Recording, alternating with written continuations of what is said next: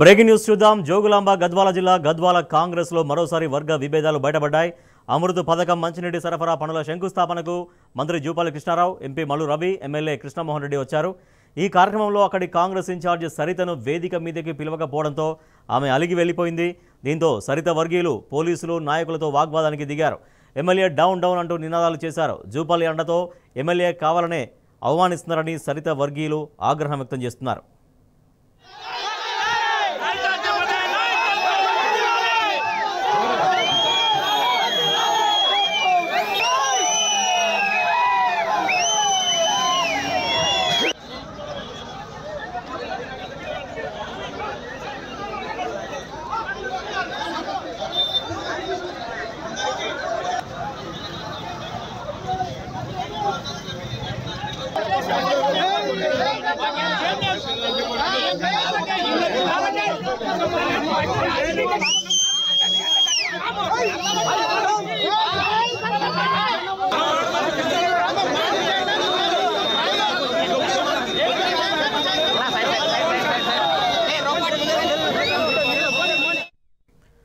జోగులాంబ గద్వాల జిల్లా గద్వాల కాంగ్రెస్ లో మరోసారి వర్గ విభేదాలు బయటపడ్డాయి. అమృత్ పథకం మంచినీటి సరఫరా పనుల శంకుస్థాపనకు మంత్రి జూపల్లి, ఎంపీ మల్లు రవి, ఎమ్మెల్యే కృష్ణమోహన్ రెడ్డి వచ్చారు.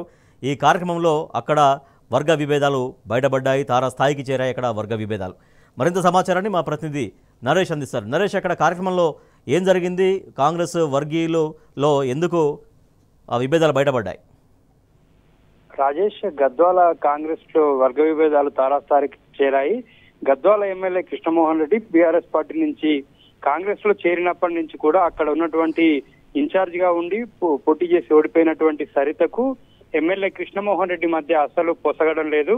ఆయన జాయిన్ అయినటువంటి రోజు నుంచి కూడా ఇద్దరి మధ్య వర్గ విభేదాలు బయటపడుతూనే ఉన్నాయి. తరచుగా ఈ రెండు వర్గాలు ఘర్షణకు దిగుతున్నటువంటి పరిస్థితి మనం గత 6 నెలలుగా చూస్తున్నాం. ఇవాళ మరోసారి మంత్రి జూపల్లి, ఎంపీ మల్లు రవి అమృత్ 2.0 పథకంలో భాగంగా గద్వాల మున్సిపాలిటీలో మంచినీటి సరఫరా పనుల కోసం శంకుస్థాపన కార్యక్రమం జరిగింది. ఈ శంకుస్థాపన కార్యక్రమంలో మొదటగా సరిత కూడా పాల్గొన్నారు. అయితే దాని తర్వాత ఏర్పాటు చేసినటువంటి కార్యక్రమంలో ఆమెను వేదిక మీదకి పిలవలేదు. వేదిక మీదకి పిలవకపోవడంతో ఆమె అక్కడి నుంచి అలిగి వెళ్లిపోయారు. ఆమె తన కార్యకర్తలతో పాటు వెళ్లిపోయారు. అక్కడ ఆమెను వేదిక మీదకి పిలవకపోవడంతో సరిత వర్గీయులు ఆగ్రహంతో ఊగిపోయారు. వారు ఎమ్మెల్యే డౌన్ డౌన్ అంటూ నినాదాలు చేశారు.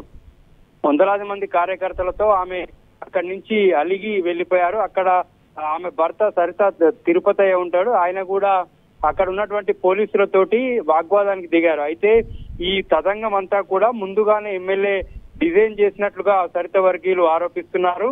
అక్కడ వందల మంది పోలీసులతో ముందే భద్రతను ఏర్పాటు చేశారు. ఇవాళ కార్యక్రమం జరుగుతుంది. అక్కడ వేదిక మీదకి పిలవద్దు అనేటటువంటి ప్లాన్ తోటే ఎమ్మెల్యే కృష్ణమోహన్ రెడ్డి ముందుగానే ఈ విధంగా ఆమెను వేదిక మీదకి పిలవకుండా అవమానించారని చెప్పి సరిత వర్గీయులు ఆగ్రహం వ్యక్తం చేస్తున్నారు.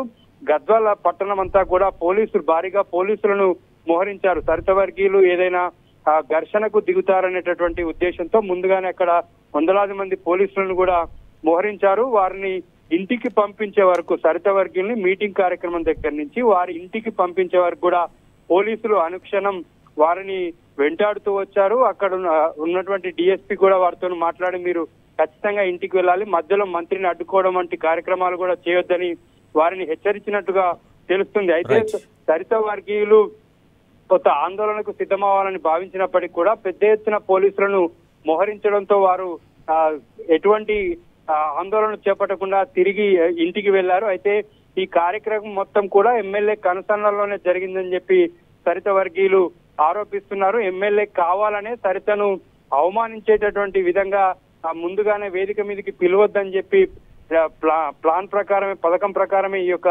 కార్యక్రమానికి ఆమెను పిలవద్దని చెప్పి అవమానించాలని చెప్పి అదే భావనతోటి ముందుగానే పథకం వేశారని చెప్పి సరిత వర్గీయులు ఆరోపిస్తున్నారు. ఇదేమైనప్పటికీ అక్కడ వర్గ విభేదాలు మరోసారి తారాస్థాయికి చేరాయి. వారికి గత 6 నెలలుగా కూడా ఈ వర్గ విభేదాలు అనేటివి కొనసాగుతున్నాయి. సరితను అడుగడుగున ఎమ్మెల్యే కృష్ణమోహన్ రెడ్డిని అవమానిస్తూ వస్తున్నారు. ఒక బీసీ మహిళ ఇన్ఛార్జ్ గా ఉన్నటువంటి సరితను అవమానించడం పట్ల ఇటు సరిత వర్గీయులు తీవ్ర ఆగ్రహంతో ఉన్నారు.